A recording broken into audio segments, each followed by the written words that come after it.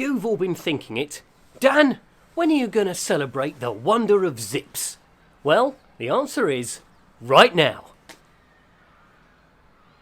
Well, just after the time.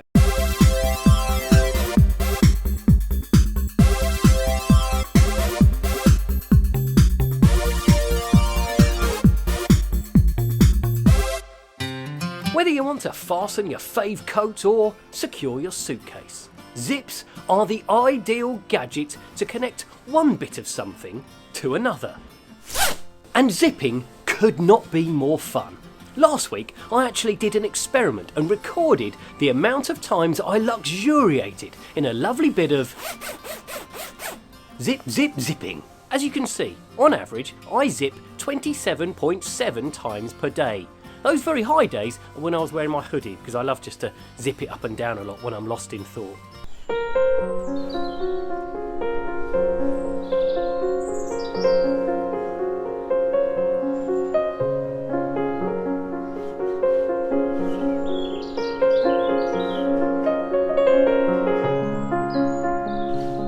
I've also expressed it as a graph, if you prefer to view stats like that, and as a pie chart. So there we go. The most amazing thing about zips though is that no one really knows exactly how they work. Yes, we know that there's 2 rows of teeth that are fastened together by the zipper, but no one really understands what exactly happens when those teeth enter the mysterious machinery of that zipper. Inside there, a sort of magic occurs, and even if someone could explain it, no one could explain how the same bit of kit can zip and unzip without having any sort of reverse setting. It just does it, and that's the magic of zips. The history of the zip, or the zipper, as Americans will insist on erroneously calling it, is a vast, fascinating and complex one. But here are the big headlines. Number 1. Who exactly invented the zip is a complex issue. Number 2. The zip was originally known as a separable fastener. Number 3. The term zipper was first coined when the fastener was used on some new boots back in 1923. And 4. There are at least 9 kinds of zip, like reverse coil zips and magnetic zips, among many others. At least 7 others. And that's the history of zips. Incredible. The zip's really big break came back in 1937 when it took on buttons in a scrap over which method was better for giving men quick access to their junk when in need of urination. It was a battle that was dubbed the Battle of the Fly. Just 2 years later, of course, there was a much more serious battle. World War II. Just one of the many ways in which the zip has anticipated worldwide trends. The zip was declared the winner of the Battle of the Fly by French fashion designers, and Esquire magazine reported that the zip fly would kill off the possibility of unintentional and embarrassing disarray. In layman's terms, Esquire was saying that men were suddenly significantly less likely to piss their pants while fumbling about with irritating buttons while their bladder threatened to explode. Unbelievably, button flies had a bit of a resurgence in jeans in the 90s of the last century and the noughties of this one. This made me really angry, and in the end I boycotted all jeans with a button fly, and the fad, thankfully, seems to have died out again. Direct action works. Still, it could be worse. You could have no zip at all, like all superheroes. It was a fact noted by the great Kenny Everett in one of my favourite comedy sketches as a child.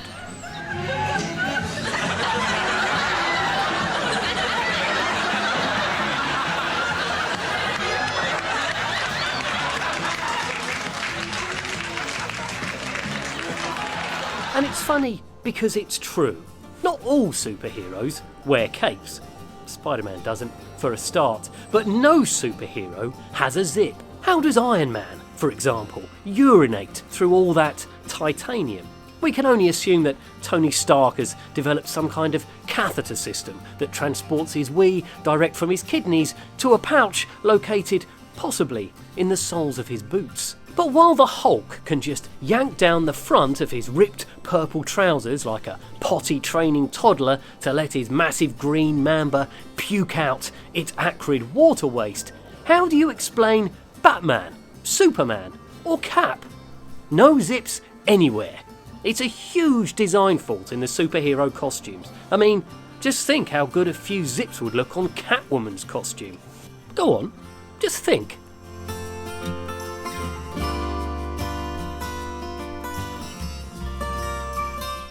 I'll be back in a minute.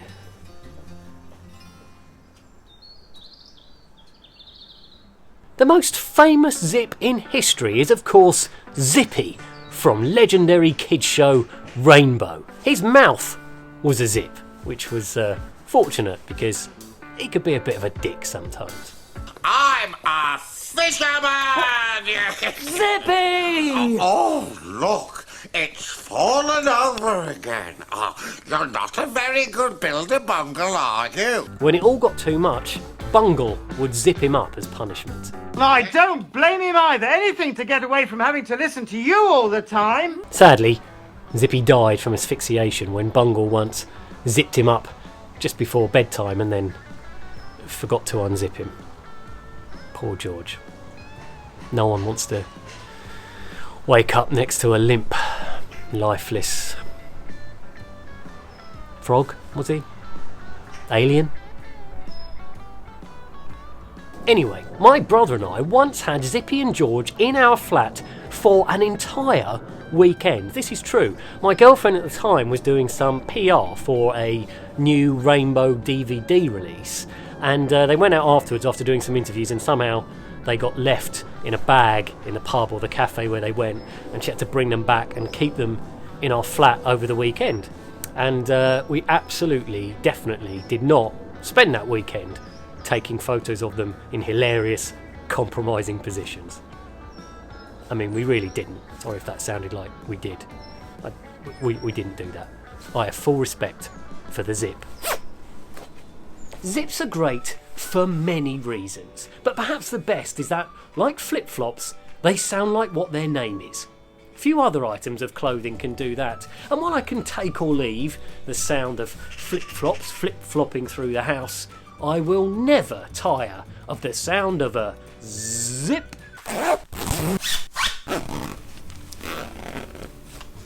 Zips have awesome versatility. You can find them on anything from cushions to sleeping bags.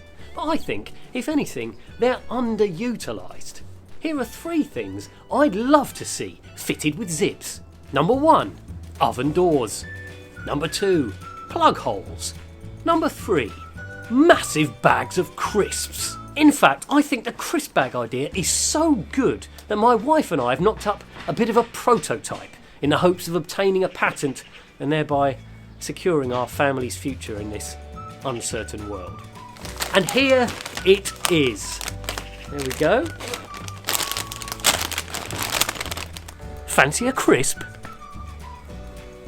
The really great thing about the ZISP bag, TM, is that you can reuse it again and again by taking it down to your local crisp shop and getting it refilled. Sometimes the simplest ideas are the best. Bye! Double zip. Love it.